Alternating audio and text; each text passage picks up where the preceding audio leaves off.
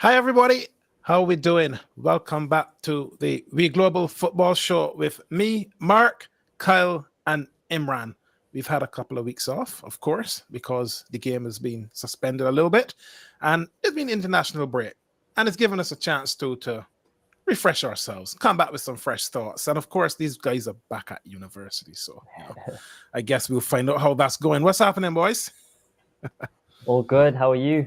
I'm good, man. I'm not the one at uni, so I'm all good. Well, yeah, it's good to be back in Liverpool. Yeah. How's the restart been, man? How's the restart? Second year now, right? Yeah, of course, second year, and it's always a step up from the first year. First year is just a year off, isn't it? And then the second year is where the serious business starts. Well, this is the so what have you been doing in preparation, man? You know, to get yourself ready. I mean, I've been pretty bored the last 2 weeks. No Premier League football and international football doesn't count. So just been trying to settle into a new flat. So yeah. Hey, so you're in a new place this year?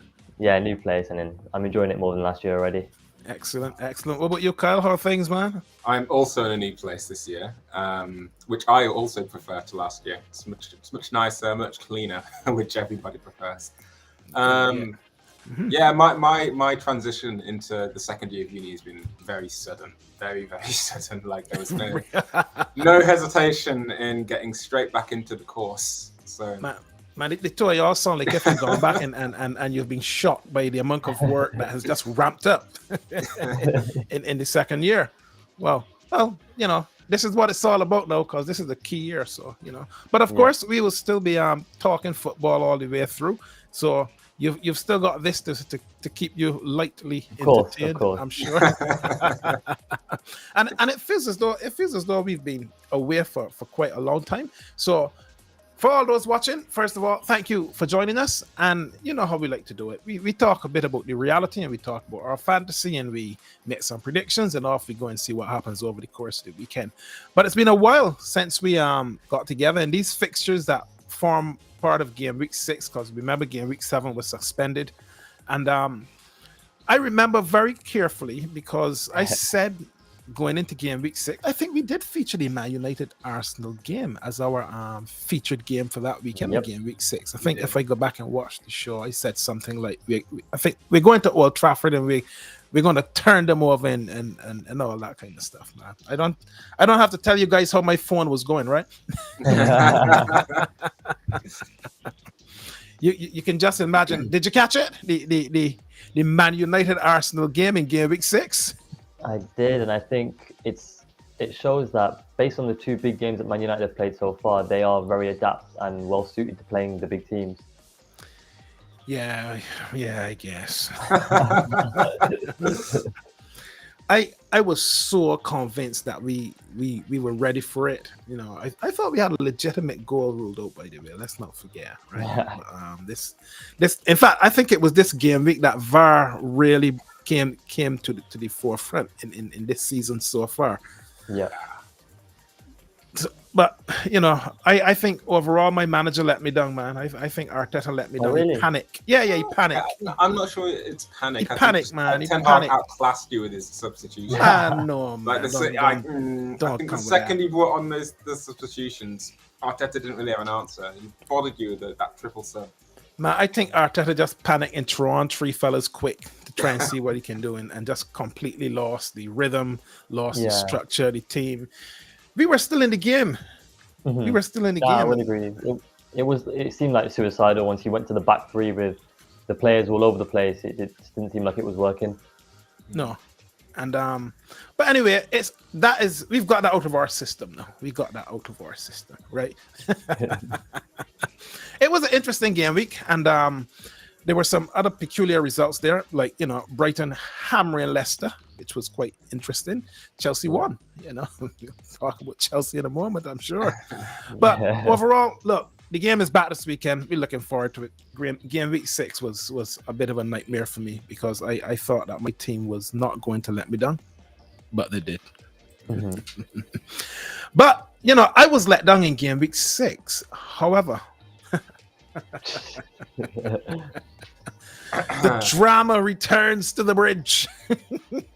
Yeah, it was In a fact, shock. look at this here. Look at before we talk about the bridge. Look at this here. Look. Your team has proved themselves by playing the top teams. Oh, dearie me. Anyway, we will see what happens. Listen, we will see what happens. We can talk about Arsenal a little bit later on. So, Kyle, this is really, in your domain here now as the sole representative with a Chelsea plaque in their window on this show. What do you make of after Tuchel? In fact, what do you make of Tuchel sacking, man? Yeah, I mean, I've said this so many times in this show where Chelsea fans will be quick to berate a player or a manager. And then the second that player or manager is sold or sacked, they're like, oh, why on earth does that happen? That's an unbelievable decision. Like, you see it yet again with Tuchel. Like, it's ridiculous. Like, I can't, from my perspective, understand how everyone in the world will have seen last season and gone, yeah, I'm expecting in their table predictions to have City and Liverpool at the top. In what order? Irrelevant. Like, they're just going to be the top two. And it was a debate between mostly United, Arsenal, Chelsea, Spurs to see who'd get that top 3 and 4 spot. And we managed to get that third spot. Then we got to the Champions League quarters, which I was satisfied, dissatisfied.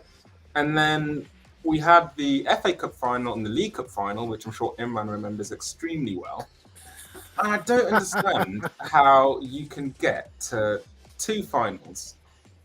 You can have the Champions League quarters and finish pretty much at the highest most people are expecting you to finish. And then within about 7 games into the following season, get sacked. I don't think that you're showing enough outrage. That's agree, 2 weeks. That's why. You agree, Imran? Trust me. Like in the following week after the initial sacking, anyone who wanted to start a conversation about football, I was in their face. Talking about why on earth. So it's all gone out to you now. It's all gone out to you. It's a bit like and the thing is for me. It's not just the sacking, but it's the appointment of Graham Potter, because people who know me know that I've always respected Graham Potter as a manager. Well, until now. But having him come to Chelsea, I think is a really weird decision, both for us and for him. Why? Because I think to come to Chelsea now, it's especially the way Chelsea treat their managers. If he isn't, I don't even know. If success for Tuchel wasn't what we had last season, I don't even know what we're now expecting Potter to do. Look, I was so disappointed when Graham Potter took the job, but I kind of thought, look, he clearly will, because I mean, he's probably had a very substantial offer, but I just felt that his Brighton project was going so well and it was just so exciting, and I thought, man, stay and finish this. Disappointed, man. I mean, disappointed. I'm worried. Just what? As for not for the club, but just for him. Like I can't understand even now what the reasoning was to sack Tuchel. Yeah. And now to bring in this new manager, I don't know what the expectations for him are, and that feeling is a bit scary. Like, to not know what you're like. I can't see us finish. I mean, I said this at the beginning of the season. I can't see us finishing above Liverpool and City again this season. I mean, to be honest, at the beginning of the season with Tuchel, I couldn't see us finishing above Arsenal and Spurs. And listen, at this stage right now, I would be very disappointed if Chelsea finish above Arsenal in the table. Yeah, very disappointed. But what we can say about Tuchel, he joins a list of esteemed gentlemen there on the right-hand side. Apart from Lampard. You had to get that one in, didn't you? Goodness me. What's Lampard done you, man? Unbelievable. Ever since that little rant on the touchline at Anfield.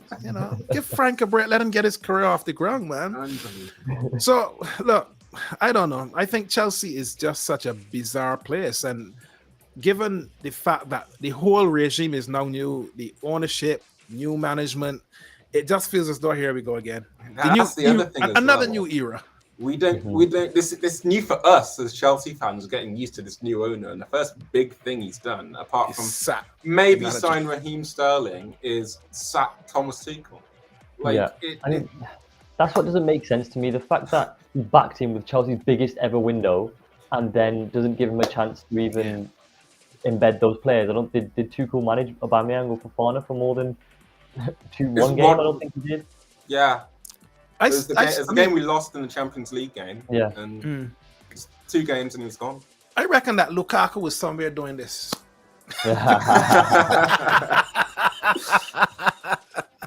Honestly, because somebody's got to be happy that he's gone. I reckon that's probably Lukaku, you know. But that's the end of that era, which is well, let's see. You've got Potter. Potter's a great manager, I think, from what we've seen so far. A great manager, but I think a great manager in implementing his philosophy. But I think it will take time, and and that's the thing. That's what I'm saying. Like, so far, I really do not think he'll get that time. I've said, like, as I was saying earlier, like, people who know me, like, I've been screaming Potter for England for about 6 years now. Yeah. And people called me out on it. I mean, granted, you're allowed to. Like, it's something I will keep saying. But, like, to bring him to Chelsea, like, it's just, I don't like the mentality of dishing out a manager just because he's not performing after 5 games. Like, Tuchel's been here for what, 2-3 seasons. The legacy he's had is 19 months. incredible. I think I saw somewhere. Wow. Like, it's absolutely incredible. Like, wow. Listen, Tuchel is history. So we will see where we get to in the new era at Chelsea. As we said at the top, we love to talk about fantasy football because we have a league, the We Global Fantasy League. And look, we've got 37 players this year. And it was going so well up until a few weeks ago. Look, I managed to just squeeze on to the bottom of the top half, which is, you know, delightful. In my view, I'm quite happy to be there, sitting in 19th. You know, it's been a rocky start. You know, even though I felt quite confident, things are starting to reset a little bit. So I'm in 19th. I'm top of the bottom. You know, I'm bottom of the top. Sorry, but I'm okay with that. I'm okay with that for now. How about you two, man? How are you feeling about your place in the table? I mean, form is temporary, class is permanent. Oh, how long have you been waiting to say that? I mean, we knew that it was a pretty bad start for me, a pretty subpar. But I knew that I just needed those 2 weeks that I could couple together to shoot myself back up the table. And to be honest, even what I've done here has exceeded my own expectations. To go straight from, I think I was hovering around 27th for a few weeks consecutively, and then just to shoot up in 2 weeks to 4th. Just wow! I think very, very happy with that, and I'm happy that Mark's now returned to the bottom of our trio. You don't worry about that. You listen. Don't worry about me, man. Don't worry about you. Me. You let me know many times in the past few shows. So I'm gonna repay the favor. Don't listen. I have my secret weapons to deploy for this season. So and actually, there's not a lot between us. You know, this league is really, really tight. This year, one week, and you can be straight up in that top 4, man. So there we go. We haven't heard your voice, Kyle. Can you find yourself in this league? In the years I've done FPL, the one thing I've always made myself do is stay in that top 10. Then Imran came in and he was like, "Here's an idea. If you stay within 100 of the top, then you tend to be in a safe space." And I thought that was decent advice. But like, the thing is, like, I keep bumming myself out because I'm like 16th or something, but I'm like 7-8 points off like 10th, and there's like, it's like basically more points than places between us, which is crazy. So like, as you said, the second you get 8 more points than the person 9 places above you, above them, it's just how it works. Like, what you should be more concerned about is that I'm 7 points behind you at the moment. So, you know, but I'm also 7 points behind 10th. So, like, do you get what looking I'm saying? Fair enough. Well, Adam Boredom is keeping up the charge. He's I think probably about 2 or 3 weeks at the top now, starting to show a bit of consistency. We not seen him for a couple of years. He kind of disappeared into the football wilderness, like some of the guys on that poster with Tuchel that we showed earlier. But suddenly he has re-emerged with a little bit of a vengeance. I think he's playing like a guy with a point to prove this season. You think?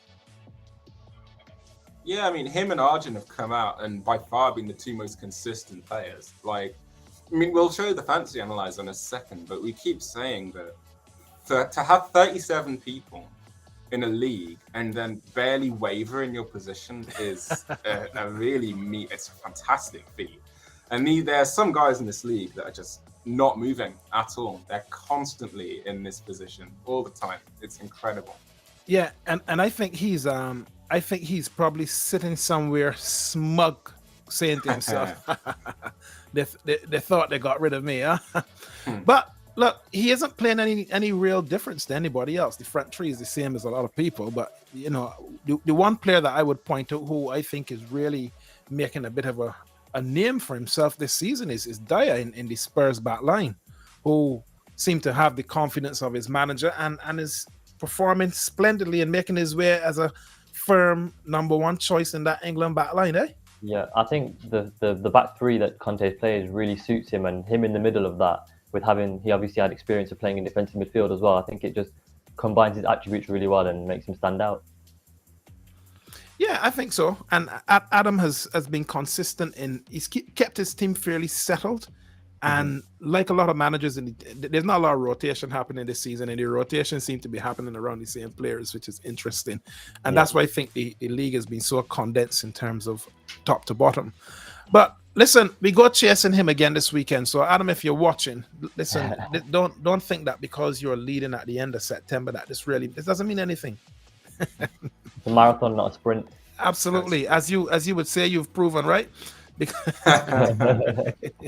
When he well, actually, there's an interesting question that just popped up there in the chat about your new manager, Kyle, whether he will be able to manage the big egos at Chelsea. I wonder. That's the thing, because like when Lampard came in a couple seasons ago, he had the young squad, but now that squad isn't exactly young anymore. And plus, these players have quite literally just won a Champions League. Well, not literally, but a season ago, just won a Champions League. And now you've got that new manager in who the players know has nowhere near that experience. Like I said, he's a great manager, but it's about that experience. And so it is an interesting question. Like my initial worry was will he be able to adapt his own system, and will he have that faith put in him? But that is also an interesting question of whether he will be able to implement his authority onto the players and the coaching staff. I think just on that point, I don't think it will be the players that are the biggest issue for him. I think he will get through to the players because he is a top-class manager. I think the big ego that he needs to worry about is the one above him. Yeah, exactly. Mr. Bowley. Exactly, that's my worry. Some of the stories that came out over the summer about Bowley trying to influence the tactics for Tuchel and things like that, and trying to have a say in the management, it doesn't sit well, and I do not think that would clash well with Potter as well, but we'll see how it goes, I guess. We will see how it goes. 19 months and counting. Anyway, listen, between the three of us, since the start of this season, Imran has been, mopping up the conversation at the end in terms of points between the three of us. So whoever gets the most leads the conversation in the individual points between us. So for the first time, ladies and gentlemen, let me introduce Imran as the person who got the most points between the three of us. Well, I felt bad because obviously last season, every show I would be leading this, so I had to give you go for a couple minutes in the limelight. But yeah, normality has been restored, and I think, what a week for me. I think this is the week that I needed to catapult me back up, and it came from a free hit because obviously Liverpool and Chelsea. Liverpool and Chelsea weren't playing. I thought it is worth just. And obviously, I need a big win. I can't afford to have another poor week, which would probably happen if I stuck with my squad. So I decided to change it around a bit, and I think the luck just fell to me. I think all my strikers performed, including my captain Kane, and then Saliba goal and clean sheet. Saka gave a return. Kulusevski gave a return. So I couldn't have asked much better, to be honest. I have had some experiences with free hits, and the one thing that you do is you get that bump. But then normal services resume. So let's see what happens over the next couple of weeks. You're trying desperately to get up into that top four, right? I needed the boost, and that's the only reason I took the risk. in all fairness, with free hits, you tend to see people play them at the same time, but I'm not sure a lot of people played the free hit this week. And then on top of that, a lot of the time people play free hits and miss, like they fail their captaincy choices, whereas we can clearly see a good captaincy choice here. Like the average this week was 50 and Imran's got 80, so it's very clearly a very, very good week. It was. I've hands up to the guy. He had a superb week. He stole a march on us there by thinking us a little bit like what happened at Old Trafford a couple of weeks ago. But we won't bother to go back there. Fair enough. Fair play. You scored 80 points, but I haven't fallen away. I've just slotted into second.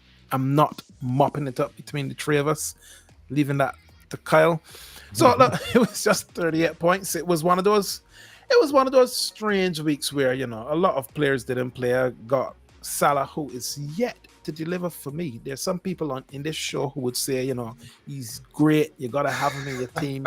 He will deliver. The guy's not delivered anything for me this season. Okay, and I guess it's my fault. You'll say I chose him in game week 8 when they weren't playing. So, anyhow, I was quite comfortable with this. I haven't fallen. I'm about 90 points off the top. So still rallying and still holding and consolidating my position, man. So I'm good. I'm cool with where we are. Let's see where this next weekend takes us as far as the competition between the three of us is concerned. Yep. Any observations in this? I mean, obviously you suffered from the fact that a lot of people had blank game weeks. Suffered badly. Yeah. I mean, and then Kyle Walker, was he injured or did he not play for some reason? I'm not sure why he got 0 points. I don't think he played, Oh, right, okay, yeah. So yeah, you just had a lot of unavailable players, to be honest. Yeah, and that's my fault. So I can't really complain in that regard. So hey, that one's on me. But we will see what happens as the season roll forwards into game week 9. Bring it home for us, Kyle.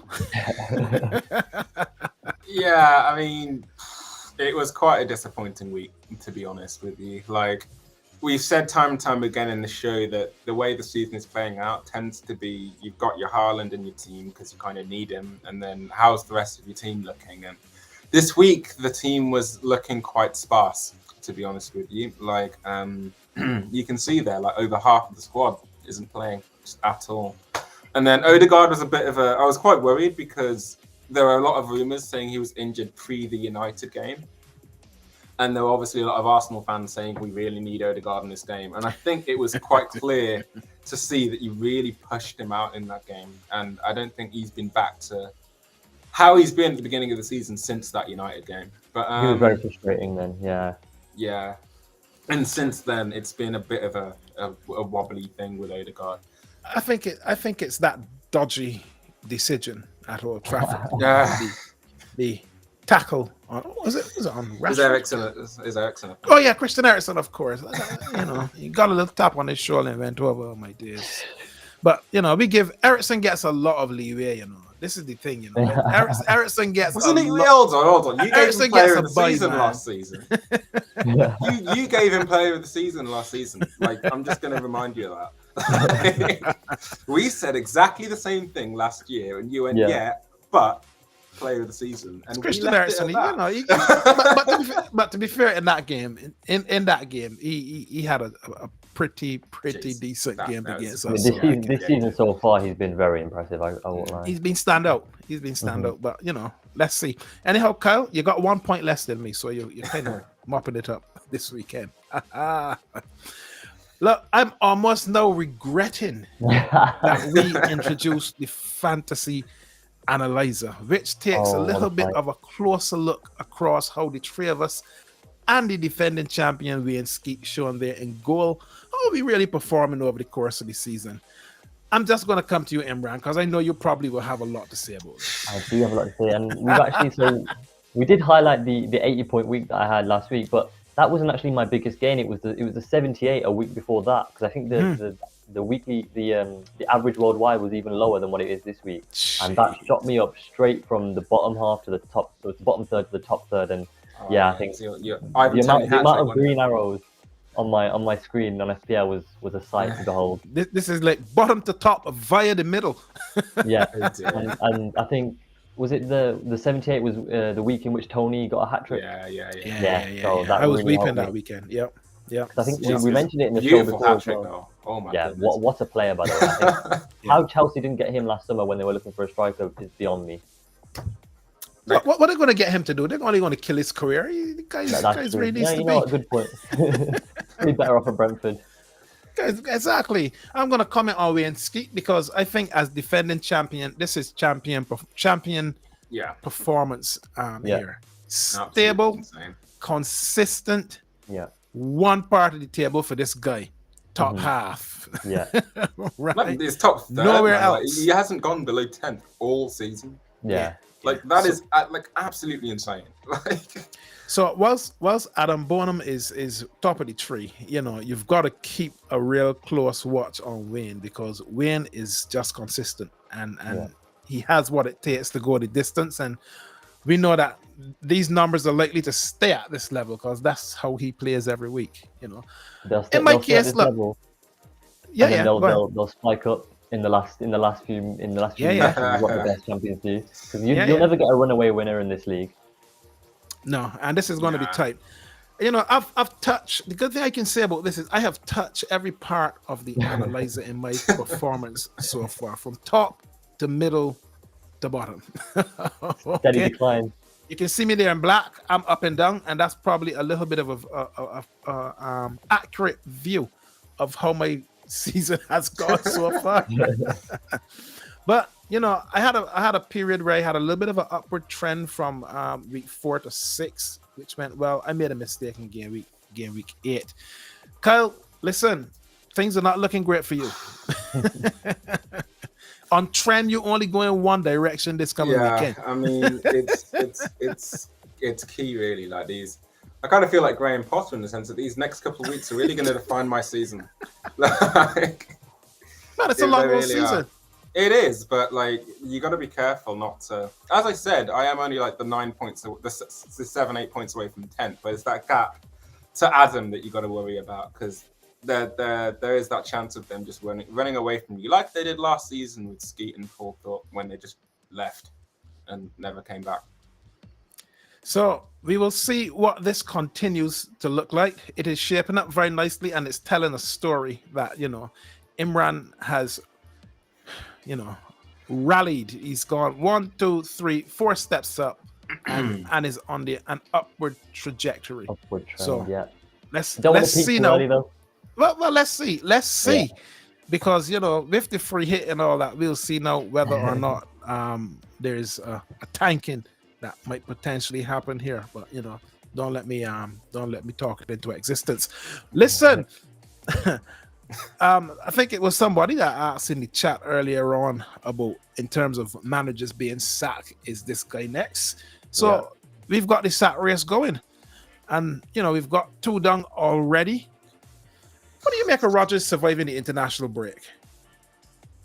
I mean, I couldn't really believe it, but then when you put more thought into it, with the cards he's been dealt, what else did they expect in the fact that they've lost Fofana for 70 mil, lost Kasper Schmeichel and invested next to nothing into the squad and not refreshed the squad, which is what they're in dire need of. And for that reason, I don't see anyone other than Rodgers that would be able to, or I don't see anyone doing a better job than Rodgers. I can't see what you can do with that squad to give it a new life and get it up that table, because I think that project with Rodgers expired quite a while ago, and I think if they really want to get a new manager, they need to get into a position where they can give him the backing in the transfer market, and obviously they do not have the funds to do that right now. I 100% agree with you, and he looks a broken manager, and we'll see what he looks like this weekend after the break. Go ahead, Kyle. I think the question you've got to ask is, even if you do sack Rodgers, it's just another one of those situations where who's going to want to go to Leicester? Mm-hmm. Yeah. Like, in the situation they're in, there is very, very little pull to go to that club. Come on, man. Summer Allardyce is always available. Sean Dyche is always available. Harry Redknapp will still take a job. Come on, there's always somebody out there. We've been talking about Stevie at Aston Villa for some time, but he's snuck onto the sack race. What do you think? Likely?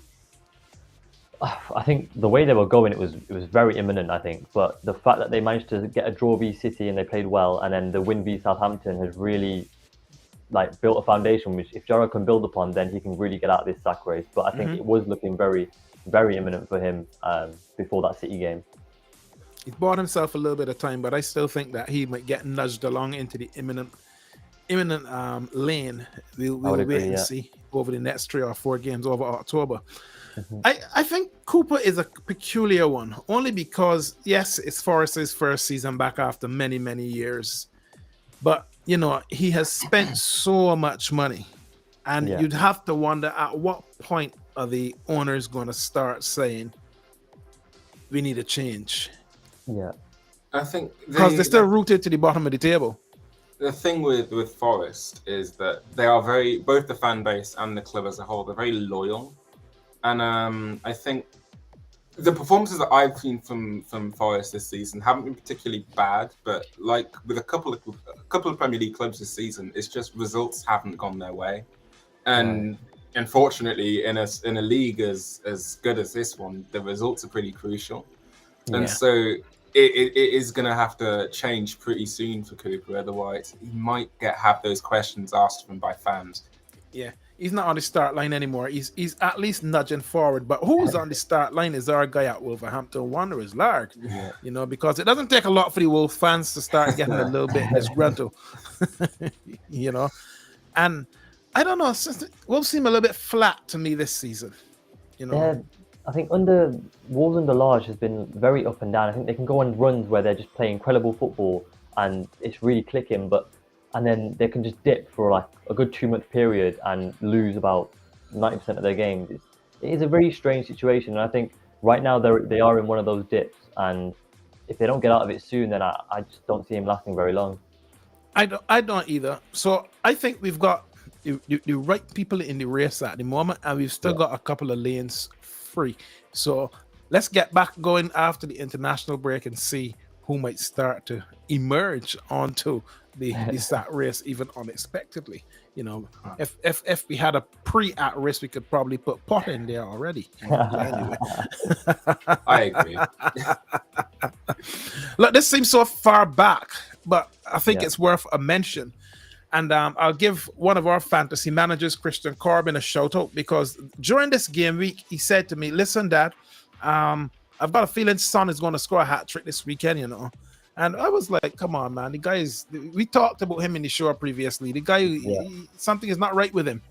But, he absolutely put his hand on his lips and caused us all to shut up and remember what a class act he is. Yeah.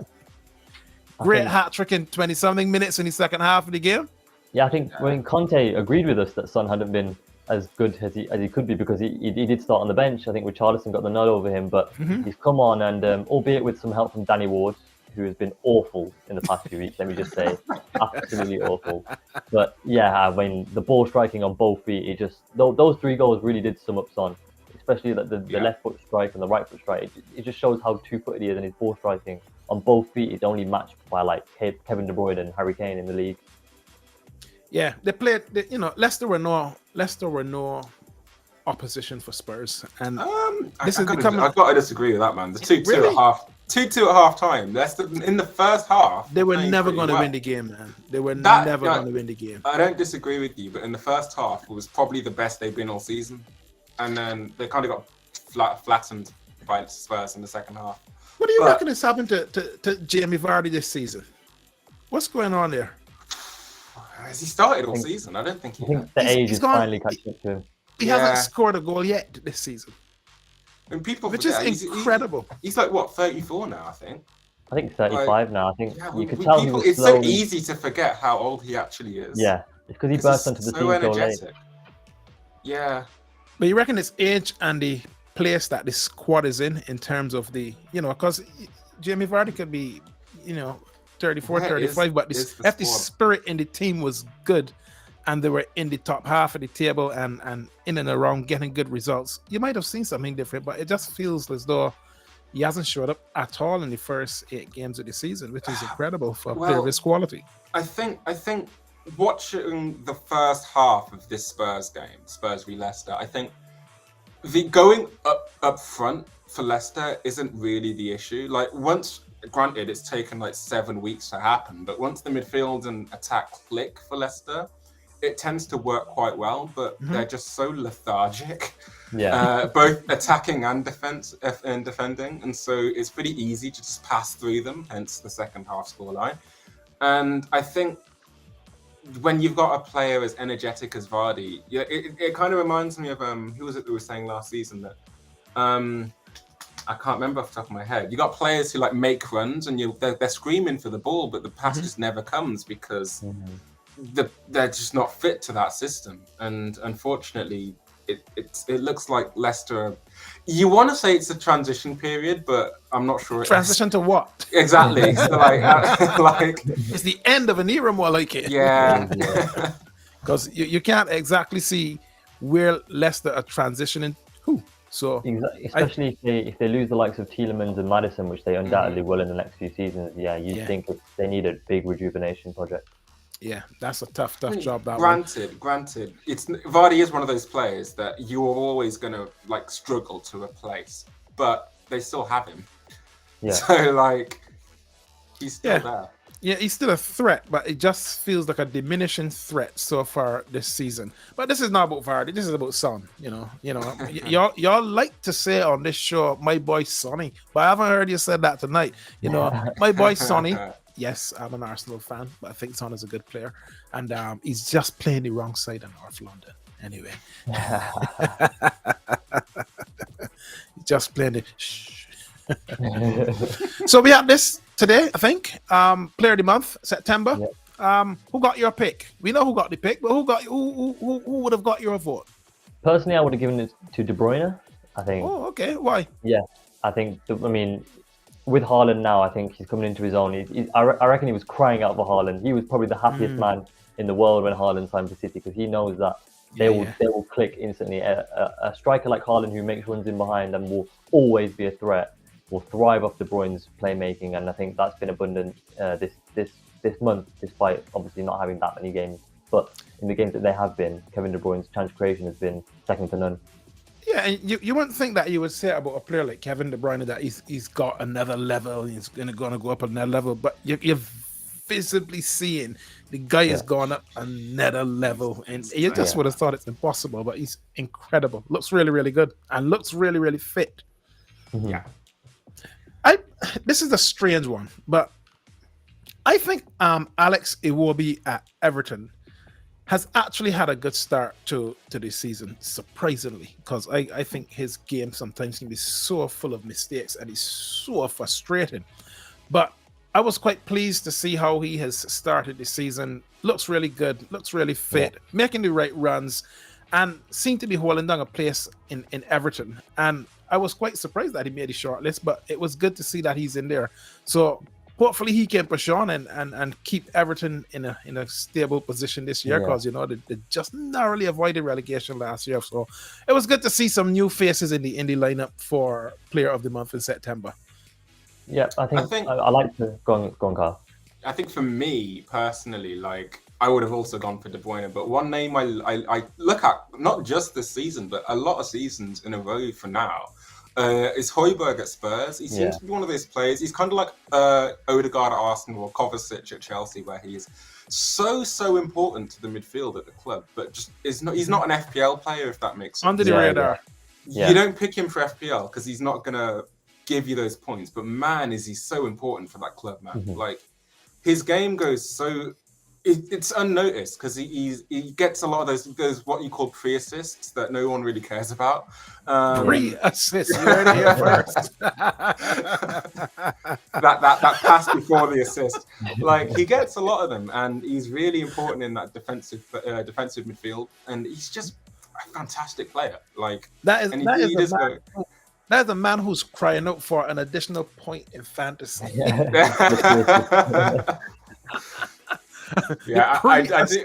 I Never do heard watch of it. Højbjerg sometimes and think, man, I'd love this guy in my team, in my FPL team, but he's not an FPL player, man. No, Yeah. man. He's the same with He's solid, Kovacic. but Like, he's not for the points. Kovacic is one of my favorite Chelsea players, but he's not going to get you assists and goals. It's like Thiago as well. Yeah. Yeah. Solid, but ain't gonna get you no points. Yeah. So the winner was Marcus Rashford, which was was it presented by Arteta? The award? Yeah, presented by Arteta's change to 3 at the back. Just I mean, to be fair to Rashford, the one thing you can always say about him in the big games, he will perform, and I think he's turning a leaf now with the goals against Liverpool, goals against Arsenal. I was worried about him, I was actually thinking he's not going to make the squad for the World Cup this year because it felt as though his game had gone back so far, particularly the latter part of last season when he just seemed completely away from football, just looked so unhappy. But somehow, and I have to say Arsenal contributed to this. Arsenal went to Old Trafford and rejuvenated him completely. And suddenly, but he looks hungry again, and that's good to see because he's a really, really good player, very intelligent. It is interesting on that World Cup point because England do have quite a few left midfielders, left wingers, and like Grealish, Foden, Mount, and even now Rashford, and even Sancho can play out there. And so Sterling, you got Sterling. Well, you would rather put Sterling on the right, surely, than the left. No, Saka for the right. Oh, okay, fair enough. But even then, like you get my point that the amount of options that England have, pretty much on both wings really now you can see it's interesting. But I mean, we really do not have time to get into Southgate's team selection. Let's not talk about Southgate. I mean, I will keep me here for the next 2 hours. Southgate is doing a great job. Congrats to Marcus Rashford. So, Arsenal are still top of the tree. And we have asked the question in the lead for the show, can Arsenal stay top in October? Well, I made some big predictions at the beginning of the season saying I was expecting 18 points and we almost got there. Got there, right? But when you look down this list to see who Arsenal, big game tomorrow, talk about it in a bit. Then that's going to be followed by Liverpool. Then away to Leeds. Southampton is always a hard team for Arsenal, strangely, and I just don't get it. Then we home to Forest, 3 points. And then, of course, we finish the month away at the Bridge, which we love. So I think this is the making of Arsenal's season right here. This October right here. This is the making of Arteta now. So he is going to have to really show how far the side has come against Spurs tomorrow, against Liverpool next week, against Southampton because they're one of Arsenal's bogey teams, and against Chelsea at the end. So, we like to predict where we think we will be in terms of the points available. I would be happy with, let's say, about 12. Yeah, fair enough. But if we get more than that, I'll be happy. But I think 12-ish. In my personal opinion, I think if Arteta, considering, I mean, granted, both games are home, but because one's a London derby, I'm not sure how relevant that is. But considering both the Spurs and Liverpool game are like eight days away from each other, I think if you get 4 points or more from those two games, Arteta's going to get a massive amount of respect from the football world. Like, he's really rejuvenated this Arsenal team, man. Like, it's hard to. All of that means nothing if it doesn't come out of these 6 games now with points against Liverpool, points against Spurs, points against Chelsea, because these are the measuring sticks here now for Arsenal. So, but look, we're top of the league, and I'm happy. I'm happy about that. Absolutely 100%. So, I think we're a little short, though. I think we're a little short on players, and that's going to be a midfield. That's going to be a and Partey's got legs like glass, as I said the last time we showed. But we really need the guy because he makes such a difference when he and Xhaka are next to each other in Arsenal's midfield. I think that's our premium too. But he can't stay fit, So look, let's see where we get to. That's Arsenal. There's a new man in the seat at Chelsea. Go on then, Kyle. Tell us what your expectations are over the next 6. I mean, he's got a draw in the Champions League before the international break, which I was, satisfied with. But to have that Palace game first off is going to be away from home as well is going to be interesting. Like we have quite literally said in this show, Palace against the Big Six decide to turn into prime Barcelona. And, I am quite nervous about it. Like Palace are a scary side. But the one positive is that Palace this season haven't particularly shot off particularly quickly. And haven't found themselves yet. Yeah. So I am hoping to get a result from that game. And we've said that the 3 Midland clubs in Leicester, Wolves and Villa aren't really looking too energetic at the moment. So I'm hoping to get 6 points from those 2 games as well. Wow. Brentford always scare me. They just do.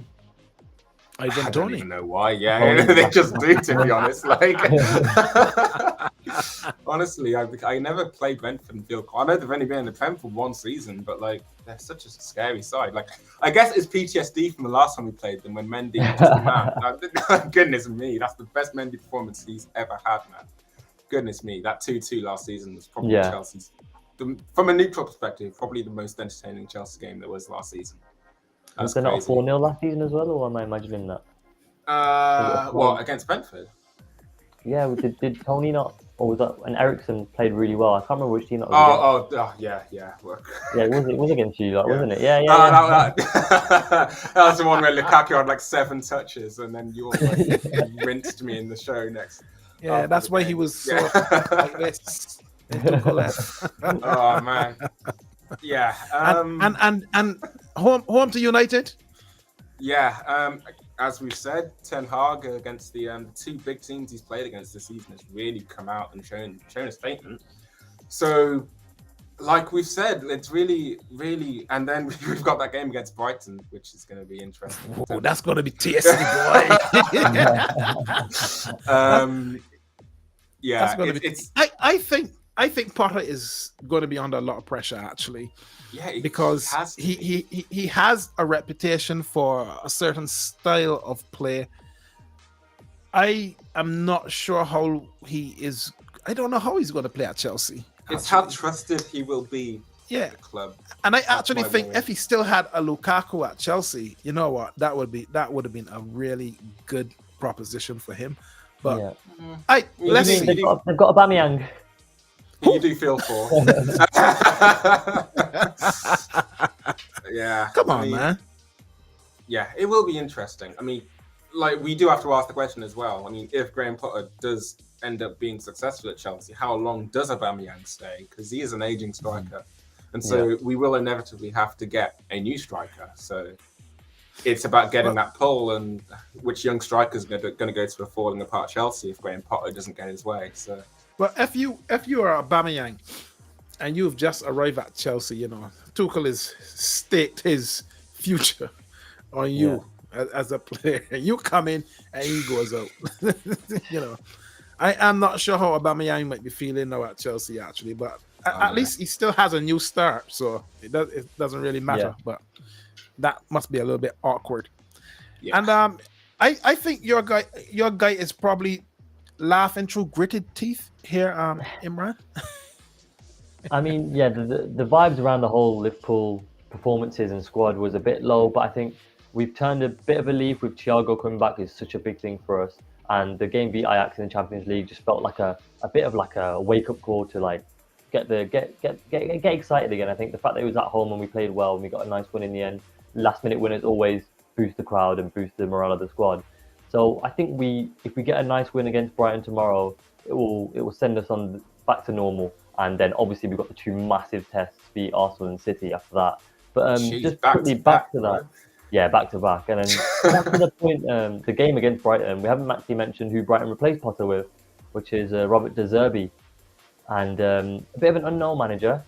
He previously managed Sassuolo, and I was vaguely familiar with his game. I think he does play some very attractive football based on his time in Italy, and he was known for being good against the big teams. So we do have to kind of be wary of the new manager bounce, I guess you could say, the us tomorrow. But I would expect us to win it comfortably. Well, it's at Anfield, man. Come on. Yeah, exactly. I would be surprised.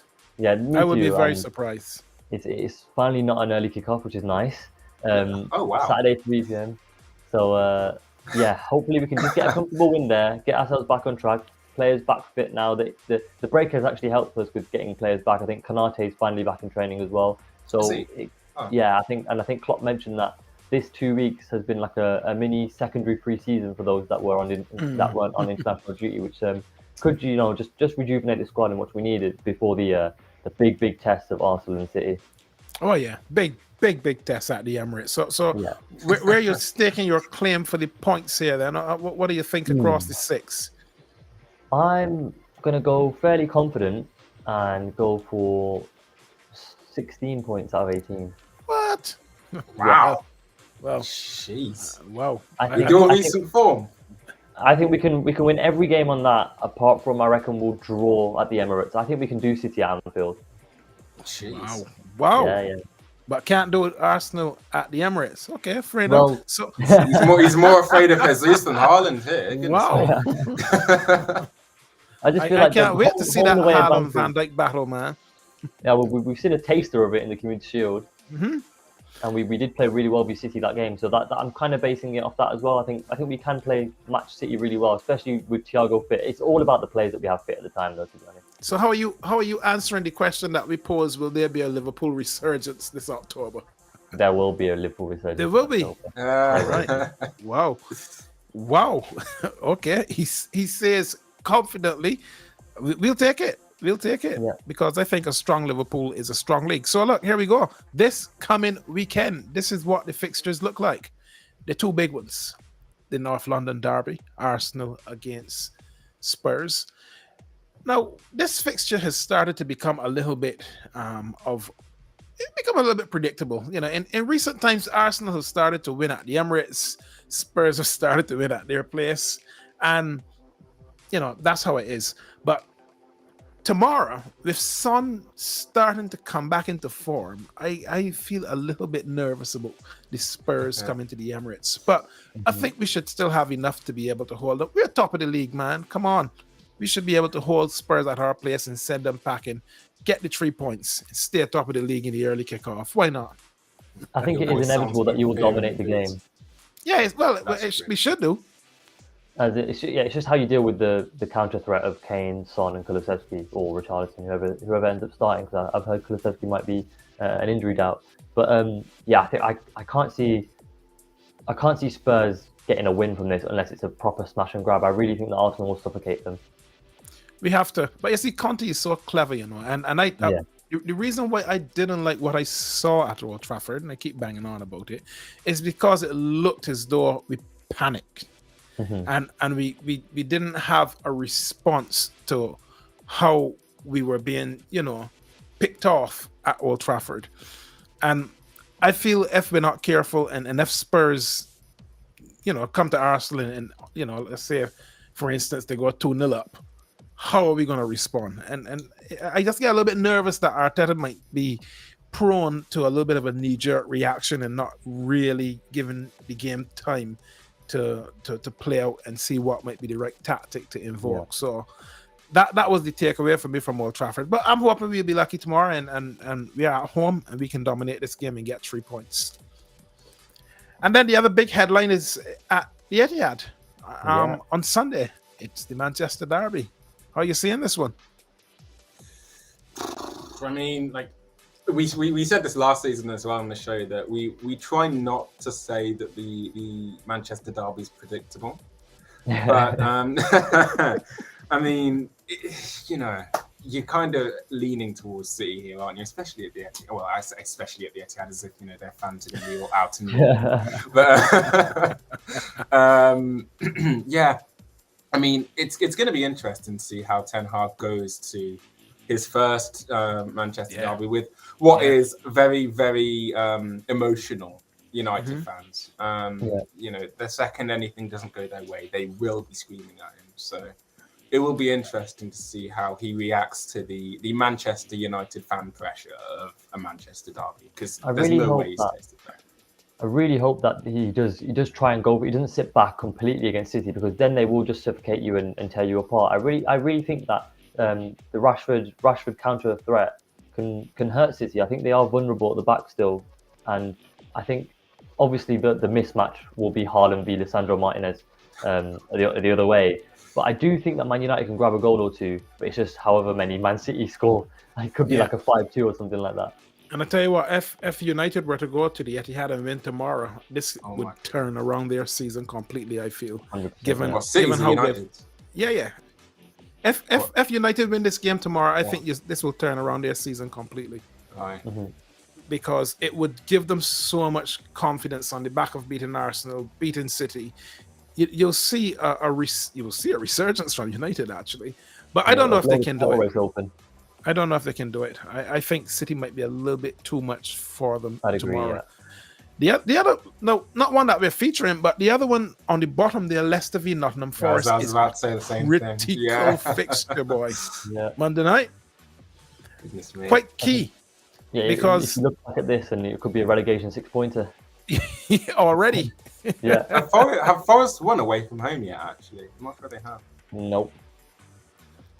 So this is Leicester's poor home form versus Forest's poor away form. I really hope it's not a dead 0-0 game, but you never know, do you? These two sides aren't great, so the problem might be plenty of goals. Might be a good weekend to captain Jamie Vardy, actually. Look, let's roll it with the table. This is how it is looking going into game week 9. Man, Potter's left Brighton fourth, Who's that? Yeah. Brighton has sat there in 4th place. But this is why Potter, I thought, should have stayed where he was. He's in a good place. Yeah. Like, I'm there in my fancy Premier League. I have 2 Brighton players in my team, and I have full faith in Potter. And then, like, obviously, pre-international break, we got rid of Tuchel and we got Potter, and I was like, man, this is going to hit my FPL hard because I don't know how Brighton are going to recover from the lot because they were playing some fantastic football, man. And I'm really I don't know, like Imran said, I know absolutely nothing about this new manager that they brought in. So it's going to be interesting. And they've got Liverpool opening game, which isn't exactly fair. It's going to be interesting to see how the Brighton player staff recover from. Because I think not only have we taken Potter from Brighton, but I think we've taken a lot of their coaching staff as well. Yeah. So it is going to be interesting to see how Brighton as a club recover from what is a really big takeout from their club, man. Yeah, it really is. And top of the tree there though. Arsenal is still sitting top of the Premier League by a point. How many times he said that in the show, man? Goodness. That's all right. That's okay, man. That's all right. We will take it for what it is. And of course, you look down the bottom there and you see why we've been talking about Rodgers, because there's a row of L's, and that does not make for great reading. But he has survived, and into the game week 9 he goes.